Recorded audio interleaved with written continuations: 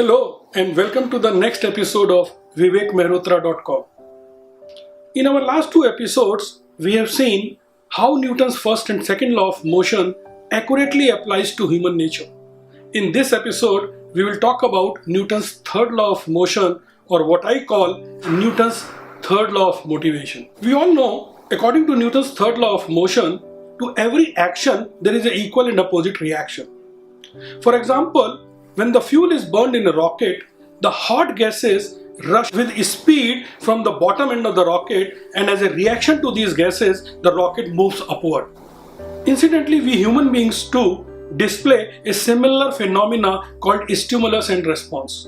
Whenever we get a stimulus, our body responds to it. For example, when our hand touches to a hot surface, even before we realize it, the hand is taken away through a reflex mechanism. Or for that matter, if a dog barks behind us, our heart rate goes up.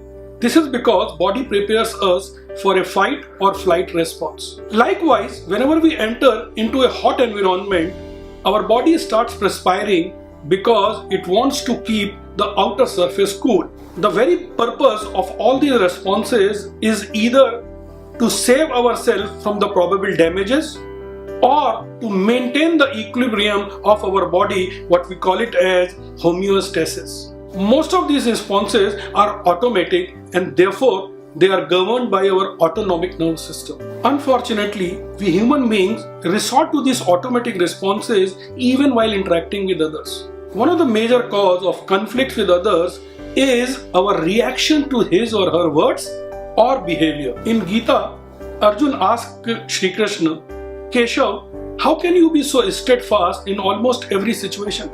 I have never seen you elated in a happy moment, nor disheartened during a sorrow state. To this, Shri Krishna replied, this is because I act and I do not react.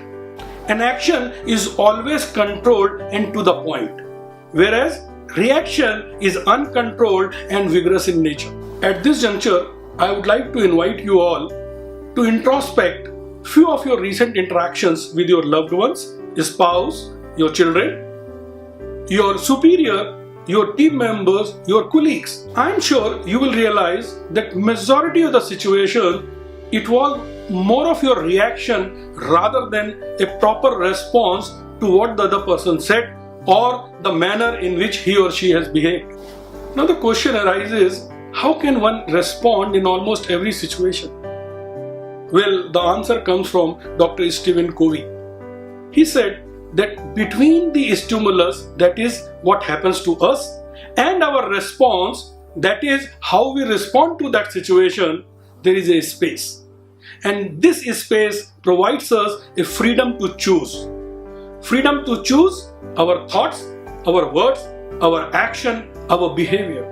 If we are mindful of this space while interacting with others and use the freedom of choosing our thoughts, our words, our action properly, I am sure not only our relationship will improve, but our all interactions will be healthy and positive. Thank you very much for watching this video. If you like my video, to watch more such videos, please do subscribe to my YouTube channel vivekmehrotra.com. Thank you.